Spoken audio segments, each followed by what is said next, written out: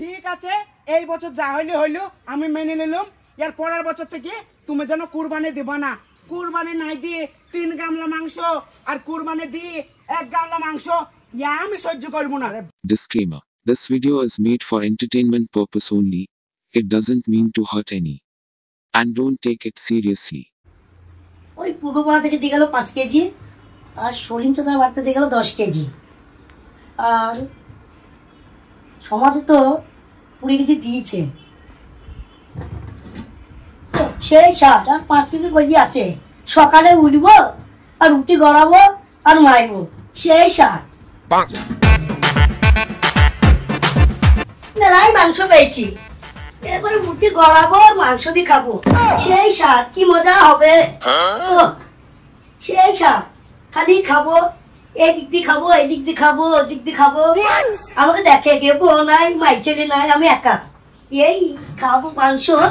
আমি কুরবানির ভাগ নাই দিয়ে 2 হাঁড়ি মাংস, আমার কপাল পাইকে খাবো দাবো আর হাইট বসবো।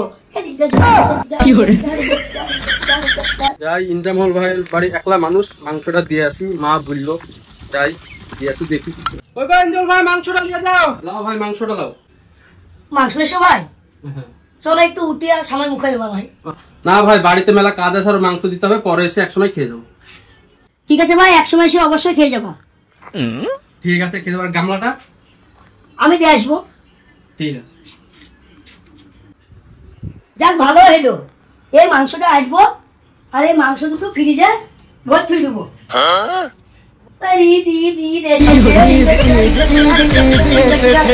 সামাই বানা রে, পোলা বানা রে, মাংস দিয়ে উঠি খাবো। নামাজ ফামাজ পড়ে এসে গরমে ভালো লাগছে না, উঠি সময় খেয়ে পেটও লোড হয়ে গেল। একটু পাড়া দিয়ে ঘুরে আসি, কার বাড়িতে ক গামলা মাংস হইলো একটু দেখে আসি। আরে ইন্দ্রামল ভাইয়ের বাড়ি থেকে ঈদ ঈদ ঈদ ঈদ ঈদ এসেছে, ওই বলি লাগছে কেন, একটু দেখে আসি ব্যাপারটা কি। ওই সামাল বানাও রে, পোলা বানাও রে, হেগে মুতি খাও রে।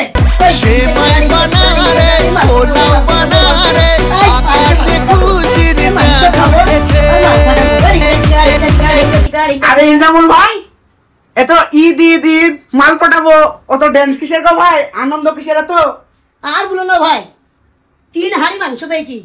আরে সর্বনাশ, ভুলো কি গো ভাই, 3 হাঁড়ি মাংস? এতগুলা মাংস কই থেকে পেলি গো ভাই? আর বলো না ভাই, ওই পূর্বপাড়া থেকে দিয়ে গেল 250, আর সলিম ভাই দিয়ে গেল 500, আর এই হারু ভাই কেজি 5 দিয়ে গেছে, আর আসিফ ভাই কয়টা দিয়ে গেল, ওইটা আসবো আর বাদ বাকি ফ্রিজে ভরে দেবো। কি মজা হবে। আরে সর্বনাশ, ভুলো কি গো ভাই, আমরা কুরবানি দি 1 গামলা মাংস, আর তোমার কুরবানি নাই দি 3 গামলা মাংস। ইয়া তোমার জানা সহ্য লিছি না, তোমরা কুরবানি নাই দি 3 গামলা মাংস, আমরা কুরবানি দি 1 গামলা মাংস। ইয়া আমার সহ্য হইছে না। শালা এর পরের বার থেকে আব্বাকে বলবো কুরবানি দিও না, তাহলে ঢেক করে মাংস পাবো।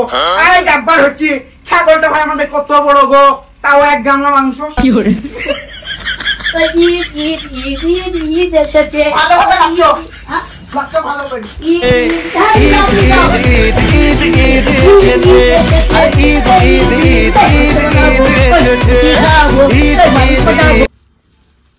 উফ, সেই সকাল থেকে খাটাখাটনি, যাক রে বাপ, মাংসটা তো কাটা হলো, সে ছুড়া হবা করতে গেল, মাংসটা রান্না করতে হবে, পেঁয়াজটা তো আনতে পাঠাতে হবে।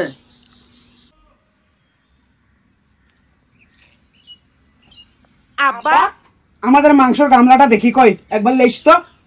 কেন রে বাপ, কি হয়েছে? ওই পাড়ার ইনজামুল দে কুরবানি নাই দি 3 গামলা মাংস, আর আমাদের কুরবানি দি 1 গামলা মাংস কেন? আরে বাপ, ওরা কুরবানির ভাগ দেয়নি, তোদের মাংস বেশি হবে না? তা তুই আলিয়া কেন অত বকাবকি করছিস? যা একটু পেয়েছি, আমরা 2 বাপ্পাটা মিলে খাবো। না, আমি কোনোদিন মানবো না। কেন, আমাদের ছাগলটাকে ছোট ছিল? না, ছাগলটা বড়ই ছিল। কেন তুই জানিস নি যে কুরবানির মাংস 3 ভাগে ভাগ করা হয়?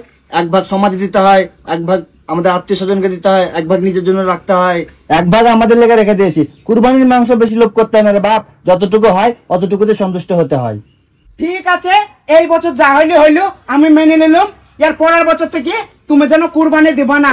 কুরবানি নাই দিয়ে 3 গামলা মাংস আর কুরবানি দিয়ে 1 গামলা মাংস, ইয়া আমি সহ্য করবো না। বাপ চিল্লাস না, আশেপাশের লোকের তোমাদের ঝামেলা চলে ঈদের দিন আজকে। আরে বলেন তো মৌলভী সাহেব, আমরা কুরবানি দিয়েছি, 1 গামলা মাংস হয়েছে, আর লোকে কুরবানি মাংস দেয়নি তো বেশি মাংস পেয়েছে, তাইলে আমার বেটা এখন মাথা গরম মনে করছে। না বাবা এরকম করিও না, কুরবানি না আমি মানবো না।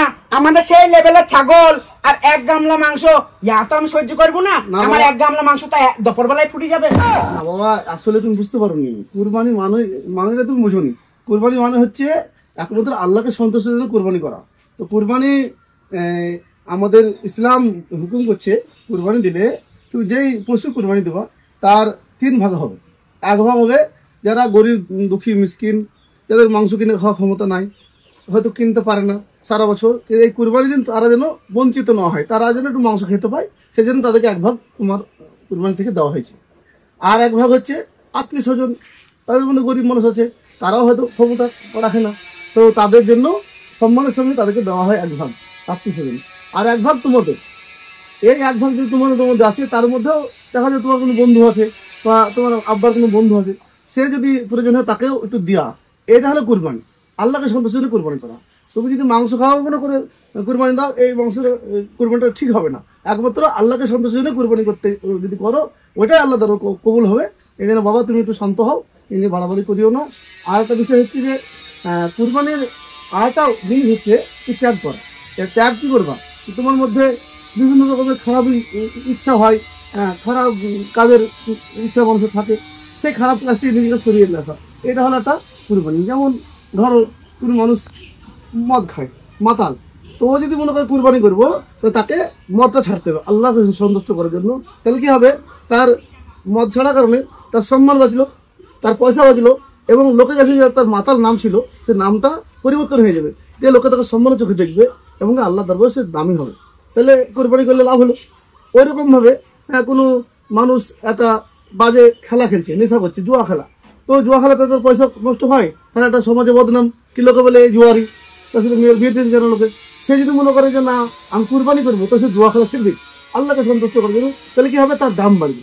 তো তুমি যদি দামি হতে চাও, যে কুরবানি দিয়েছো, যদি পরকালে ভালো ফল পেতে চাও, তাহলে এটা মেনে নিতে হবে যেটা তোমাকে করা হয়েছে, এটা তুমি মেনে নাও বাবা, এলে বাড়াবাড়ি করিও না, আমার অনুরোধ তোমার কাছে।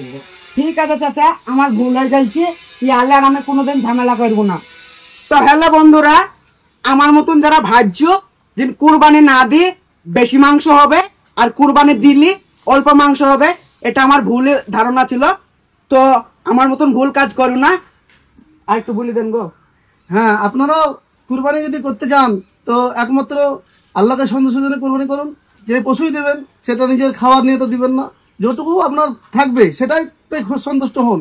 আর বেশি বেশি চেষ্টা করবেন যে আমাদের এই দুনিয়া চিরদিনের নয়, ছেড়ে যেতে হবে, সেই জন্য বেশি বেশি পরকালে চিন্তা করেন, আর খারাপ কাজ থেকে ফিরে ভালো কাজের দিকে আসার চেষ্টা করুন। আর আমার মতন ভুল কাজ কেউ যেন করো না। আর সবাইকে ঈদ মুবারক। আসসালামু আলাইকুম। আসসালামু আলাইকুম। চলো গো। আরে মৌলভী সাহেব, চলেন একটু সামাই রুটি মুখে দিয়ে যাবেন। চলো চলো চলো, হ্যাঁ চলো চলো।